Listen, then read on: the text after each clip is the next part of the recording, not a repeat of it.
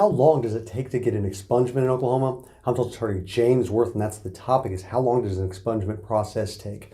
And generally I tell clients for a Section 18 expungement, the complete expungement that expunges both the court case and the arrest record, it takes about 90 to 120 days. Sometimes it can be faster. Sometimes we try to expedite that, but that's the general information that I give. So where does that time requirement break down? So if you hire my office, we've got to pull your court files. We put in an OSBI background check. That usually just takes a few days.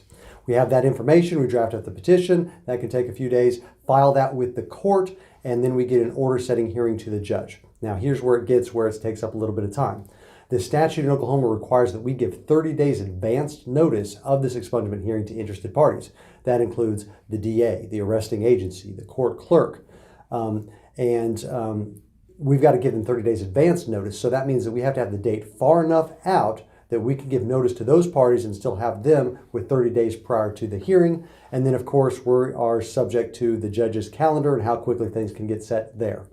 So then once we have that court date, most of the time these matters only take one court date. Most of the time we can get it done by agreement on that date, by either having a circulated order signed off by everybody or by the parties that are appearing signing off, those that don't being defaulted, so we can get it entered on that day. Then we make copies of that, filed a certified copy with the court, and then we need to send off a certified copy to OSBI. They then charge a $150 fee to update those records. So that whole process, like I said, generally 90 to 120 days. Sometimes it can be faster, sometimes it can take longer depending on the judge's schedule and other factors that may come up. If you've got questions about your specific circumstances, you're going to want to talk to an attorney about that privately. To get a consultation scheduled for that, you can go online to makelawEasy.com.